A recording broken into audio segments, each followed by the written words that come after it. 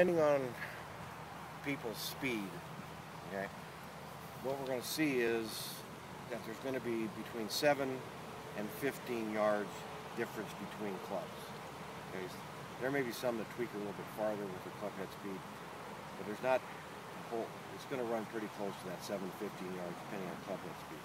Okay? With chipping, one thing we haven't really calculated or really worked on it, the whole numbers, but it seems to be, depending on how people go about it, is somewhere between 7 and 15 feet difference between clubs. Okay, so again, that's going to be different for everybody, so it's just kind of a range of things that you do. So once you get figured out how far, let's say your lob wedge is going to go, then you know what sand wedge, gap wedge, pitching wedge is going to go 7 to 15 feet farther. So practice will tell you that. And the other side of it is, are you going uphill or downhill? Okay? You may get a bigger spread going downhill than you will going uphill. That'll be shorter going uphill. Okay? Again, you'll find that out when you practice. Right? I have no magic formulas for that. Okay? Wish I did. But again, it's that force issue that nobody wants to talk about. All right. Something like that. All right, with the setup in the chip shot, the stance is open, okay? Now, some people like chipping with the feet very close together. Some like to get a little bit wider. I could care less. It's where you're comfortable with and allows you to execute the shot correctly, okay? If you like being a little wider, no problem. But one thing you want to see is consistency with how much open the stance is, okay? So what I recommend to folks all the time is this. The toe of the left shoe is even with the ball of the right foot. Okay? So that's going to be consistent, right, with how much open it is. How wide you want it, be my guess. Okay? There's a lot of good stuff on the short game. Pels probably has some good stuff on it, as much good stuff on it as anybody does. He likes your feet turned this way when you chip. I'm not a big fan of that. I think it opens you up too much and you have a tendency to pull across the chips. Okay? If you want to try it, again, be my guest. But I like the back foot perpendicular to the line. Okay? That way when we set the club up, we can set it up in the same line as the back foot's going, so the odds of being aimed correctly are going to be increased. So just a personal preference getting aimed correctly. All right? The weight is predominantly on the front foot. Okay, 75–80% is on the front foot. It's going to stay there. No rocking and rolling with the chipping. Okay, we got to keep very stable with the lower body.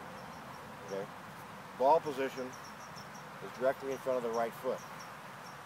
Okay, and the hands are going to be similar to where they are at the full swing, just inside or on top of the left thigh. So we're going to have the shaft angled forward. The reason we're set up with the ball back that far is a couple things. One is to de-loft the club, bring out a flatter trajectory and minimize the amount of backspin on the ball. The other is to help prevent you from hitting the ground first. Okay? So that's the reason the setup's that way. And the other thing is that when you, on the full swing, we had a little discussion and worked on it a little bit yesterday.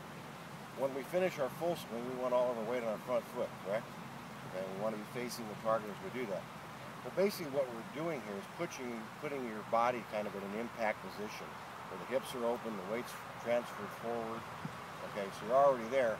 So now all you need is just a pure pendulum going back and through with the shoulders and the arms to get the club going through the hitting zone. Okay. Quick question. I in the past have found it most comfortable to use a putting grip when I hit the chips. You recommend against that, or no, it doesn't matter? That was Paul Runyon's theory for 100 years, and put the toe of the club up and stuff. Yeah, a lot of people like to chip with their putting grip. I have no objection to that whatsoever. Okay. Not at all. No. Okay. Nope. See, to me, if you can execute the skills, you can do them with your hands tied behind your back. I could care less. If it's getting done, you're going to strike the ball well. Like I said yesterday, I'm not worried about pretty. I'm worried about effective. Okay. Okay. And what comes out of it all is usually going to have a pretty good looking golf swing as well as having it be effective. But yeah, you know, we put too much emphasis on perfect with this game, and unfortunately, I think we're ruining a lot of kids.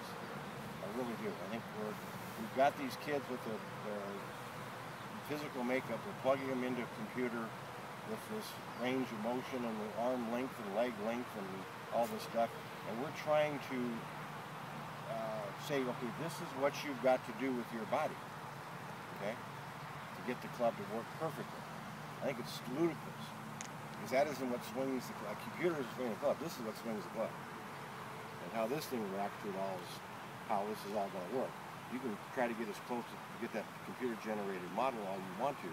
It's still a game of feel. And I'm really concerned. That's great. It's helped a lot of kids play some good golf, and they're showing them a lot of stuff. But I think it's becoming to the point where all these kids are going to be robots. And robots can't play golf. And they probably could, because the one thing about a robot, he didn't have any brains, he didn't have to think. To screw up the work. As long as you got one of these things working, good luck. Okay. So basically, stance is open, weights forward, ball position in front of the right foot. Then we become a pure pendulum. Going back and through. This is your open hell in its shortest form.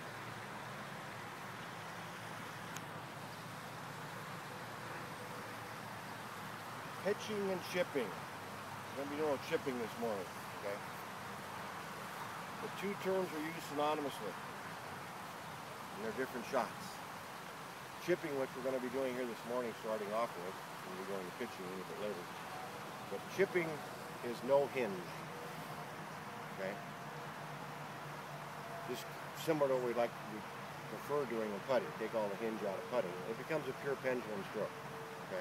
And the ball's going to be rolling more than it's going to be in the air, okay? Pitching, there's going to be hinge involved, and the ball's going to be in the air longer than it's going to be rolling on the ground. So that's the two major differences in the two shots. Everybody gets them confused about what the heck's going on, right?